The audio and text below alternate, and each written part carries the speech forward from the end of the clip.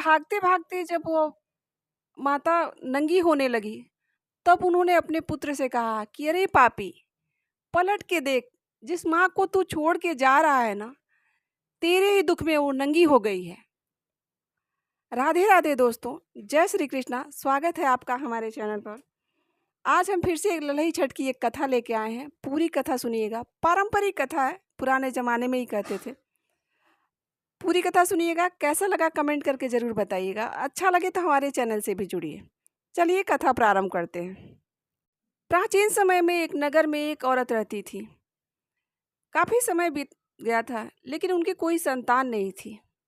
ऐसा नहीं था कि उनके घर में कोई बालक हुआ ही नहीं, होते थे, परंतु पैदा होते ही मर जाते थे।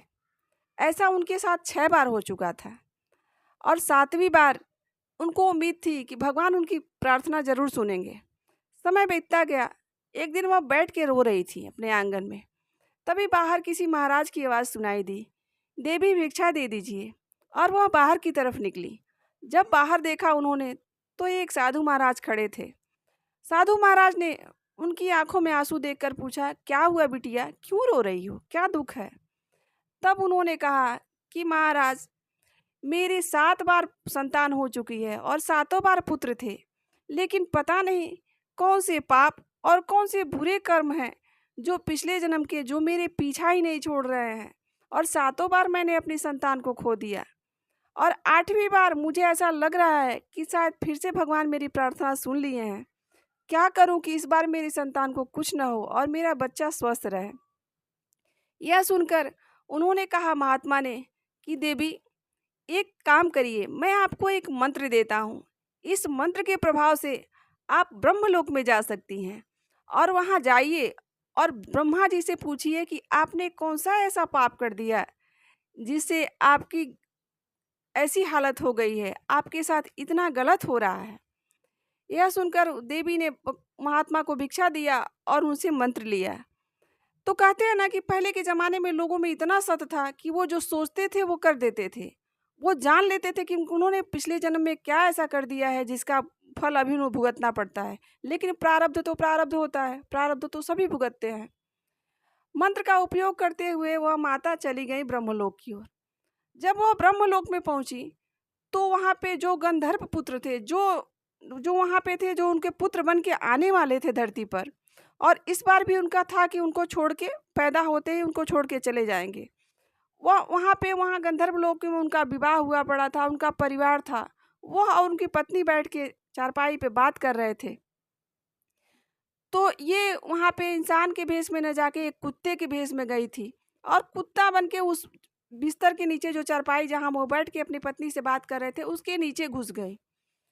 ब्रह्मा जी ने उन्हें बताया था कि वो जो बैठे हैं गंधर्व पुत्र, वही आपका पुत्र बन के इस बार भी आने वाले हैं, तो आप वहाँ जाके उनसे बात करिए। तो वह कुत्ते के भेष में उस चारपाई के नीचे घुस गई थी और वह अपनी पत्नी से बात कर रहे थे। उनकी पत्नी उपटन लगा रही थी उनके पैर में और उनसे बोल रही थी कि आप तो 6 बार गए और 6 बार वापस आ गए, तो क्या इस 7वें बार आप जाएंगे? और अगर रुक गए तो मैं अकेले कैसे रहूँगी? तब उन्होंने कहा कि नहीं, ऐसा नहीं होगा देवी, मैं 6 बार गया और 6 बार उस औरत को छोड़ के चला आया, इस बार भी चला आऊँगा। बोली कि ऐसा कैसे होगा? बोले बोले कि जब मैं थोड़ा बड़ा हो जाऊँगा, मैं जब थोड़ा समझदार होने लगूँगा, तो उल्टी सीधी चीज़ों की जिद करने लगूँगा। अब जब वो मेरी जिद नहीं मानेंगी, तो मैं उन्हें छोड़कर चला आऊँगा। फिर उनकी पत्नी ने उत्सुकता बस उनसे पूछा कि क्या करने वाले हैं आप? तो उन्होंने कहा कि जिस मौसम में गन्ना कहीं नहीं मिलता है, उस मौसम में मैं उनसे गन्ना लाने के लिए जिद करूँगा कि माता मुझे गन्ना चाहिए, मुझे ईख ला के दीजिए, मुझे खाना है। और अगर नहीं देंगी तो मैं उन्हें छोड़ के चला आऊँगा। फिर उनकी पत्नी ने कहा कि अगर मान लीजिए कि वह ममता बस आपको कहीं न कहीं से कुछ न कुछ उपाय करके आपको कहीं से गन्ना ला के दे ही दे, फिर क्या करेंगे? फिर आप रुक जाएंगे?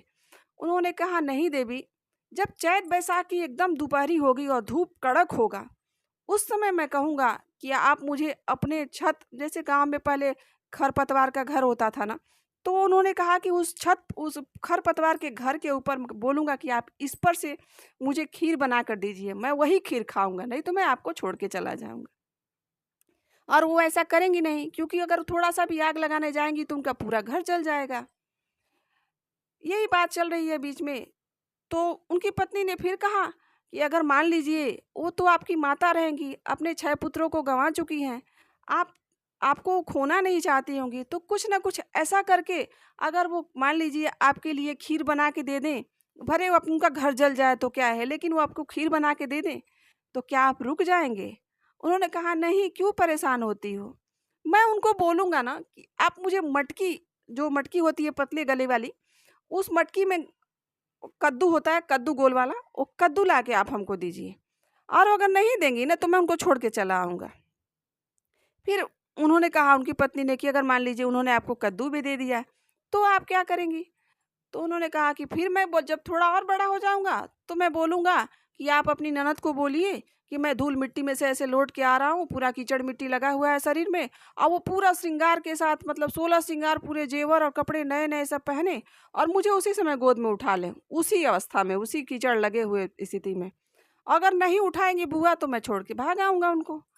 फिर उनकी पत्नी बोलती हैं कि अगर वो मान लीजिए उनकी ननद अच्छी हुई, उनको आपको ऐसे गोदी में उठा लें, तो आप क्या करेंगे? अभी इतनी ही बात चल रही होती है इसी बीच में, तब तक उनकी पत्नी की नज़र वो नीचे जो कुत्ता बैठा रहता है, कुतिया, उसके ऊपर पड़ती है, और वो जिस बर्तन में उबटन रखी रहती हैं, वो उसी को चला के मार देती हैं।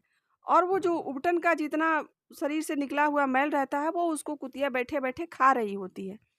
उसके बाद वो वहाँ से आती है और उसको माथे पे ऐसे चोट लग जाता है, तो निशान पड़ जाता है। वो जब पृथ्वी पर भी आती हैं इंसान के रूप में, तो उनके माथे पे वो निशान रह जाता है, जो उनके बर्तन से लगा, उनकी पत्नी ने जो मारा रहता है, जो गंधर्व पुत्र, जो उनके पुत्र बन के आने वाले रहते हैं, उनकी पत्नी ने जो मारा रहता है, वो निशान उनके माथे पे रह जाता है। और वो आती हैं, भगवान की कृपा होती है, गर्भवती होती हैं उसने, और वो 10वें महीने में एक पुत्र को जन्म देती हैं। और वो जब पेट से रहती हैं, तभी से वो पूरी तैयारी शुरू कर देती हैं, क्योंकि उन्हें सारी चीज़ें पता रहती हैं कि क्या-क्या होने वाला है, और क्या बहाने लेकर वह पुत्र वापस मुझे छोड़कर चला जाने वाला है। समय बीतता जाता है, फिर ऐसा होता है कि कुछ समय के बाद वो बोलते हैं कि मैं से जैसे कीचड़ मिट्टी में रहता हूँ, ऐसे ही मुझे आके बुआ ले ले। तो अपने ननद को पहले से ही बता के रखती हैं कि दीदी, आपका जितना कपड़ा गंदा होगा, उससे 4 गुना मैं कपड़े आपको ज़्यादा दूँगी। लेकिन आप मेरे बच्चे को अगर ज़िद करेगा तो आप वैसे ही उठा लीजिएगा। ननद भी भगवान की दया से अच्छी रहती हैं, बच्चा ज़िद करता है, रोने लगता है, वैसे ही उठा लेती हैं। एक चीज़ तो बीत जाती है। फिर कुछ समय के बाद वह बोलते हैं, जब गन्ने का सीज़न नहीं रहता है, अभी लोग गन्ना लगा ही रहे होते हैं खेत में, उस समय पे वो बोलते हैं कि मुझे गन्ना चाहिए। लेकिन उसका भी वो तैयारी करके रखी रहती है। अपने घर के जो नाला होता है, जहाँ नल रहता है, जहाँ वहाँ पे ठंडक रहती है, वहाँ पे पहले से ही वो गन्ना लगा के रखी रहती हैं 10 महीना पहले से ही। तो वो गन्ना तैयार हो जाता है और वो अपने बच्चे को ला के दे देती हैं और उनकी ज़िद को शांत करती हैं, फिर वो रुक जाते हैं। फिर कुछ समय बाद वो सोचते हैं कि मेरी पत्नी ने कहा था कि चले आना जल्दी से। यही सोचकर फिर वो बोलते हैं कि माँ, मुझे मटकी का मुझे मैंने कट मत मटकी में रखा हुआ मुझे कद्दू ला के दो। नहीं दोगी तो मैं छोड़ के चला जाऊँगा। तो वो क्या की रहती हैं कि छोटा-सा जब बच्चा रहता है, कद्दू का जब छोटा-सा बतिया बोलते हैं जिसको, जब छोटा ही रहता है, तो वो उसको कोशिश करती है कि वो मटकी में उसको धीरे-धीरे, धीरे-धीरे उसको जियाया जाए और बड़ा किया जाए। तो पहले से ही मटकी में कद्दू तैयार करके रखती हैं। बच्चा रोने लगता है, ज़िद करने लगता है तो दे देती हैं। बोलती हैं, ले लो। फिर वो भी हो जाता है। फिर कुछ समय के बाद जब चैत बैसाख की दोपहरी एकदम तेज होती है और पूरा कड़क ऐसा रहता है कि मतलब कहीं चिंगारी लगे तो पूरा देश जल जाए, वो स्थिति रहती है। फिर उस समय वो बोलते हैं कि आप अपने छत के, जो आपकी मड़ई है, जो आपके खरपतवार का जो घर है, आप उसके ऊपर खीर बना के मुझे दो, मुझे वही खानी है। नहीं दोगी तो मैं छोड़ के चला जाऊँगा। वो क्या करती हैं, उसको मिट्टी से लीपती हैं, उस पे ईंट रखती हैं, फिर धीरे-धीरे करके उस पे खीर बनाती हैं और उस बच्चे को देती हैं ताकि छोड़ के ना जाए, क्योंकि वो 6 बार अपना बच्चा खो चुकी हैं और वो जानती हैं उसको खोने का दुःख। तो जब खीर मिल जाता है तो बच्चा खा लेता है। फिर समय बीतता जाता है, कुछ समय और बीतता है, तो यही ललही छठ का दिन रहता है और उनका बच्चा हुआ रहता है, तो वो छठ माता की पूजा करने के लिए बैठ जाती हैं। और कहते हैं ना कि जब छठ की पूजा करते हैं ना, उस समय उठना नहीं चाहिए, और उठना तो उठना है उस समय, जिस खेत में हल चला है ना, उसमें पैर नहीं देना चाहिए, उसमें पैर नहीं रखना चाहिए। और यह बात उस बच्चे को पता चल जाती है, फिर वह उठ के भागने लगता है। फिर ये अपनी पूजा छोड़ के छठ माता को प्रणाम करती हैं, हे माता, मैं अभी अपने पुत्र को लेके लौटती हूँ, फिर आपकी पूजा संपन्न करूँगी। और ऐसा बोलते हुए वह वहाँ से उठती हैं और लगती हैं भागने बच्चे के पीछे, रुक जा बेटा, रुक जा बेटा। लेकिन वो रुके क्यों? फिर उसको समझ में आता है कि ये कहाँ तक दौड़ेंगी मेरे पीछे, और वो हल चलाए हुए खेत में दौड़ने लगते हैं, दौड़ने लगते हैं। जब दौड़ने लगते हैं तो उनको कुछ नहीं समझ में आता है, तो अपना जो वस्त्र पहनी रहती हैं उसको फाड़ फाड़ के अपने पैर के नीचे रखती जाती हैं, रखती जाती है, रखती जाती हैं, जितना दूर तक रख पाती हैं रख पाती हैं। जब थक जाती हैं तब चिल्ला के कहती हैं कि रे पापी, एक बार पलट के तो देख, जिस माँ को तू छोड़ के जा रहा है ना, तेरे वजह से नंगी खड़ी है, एक बार पलट तो। फिर वहाँ से वो पलटते हैं और जो अपना अंग वस्त्र पहने रहते हैं अपनी माँ को उड़ा देते हैं और वहाँ से लेके चले आते हैं।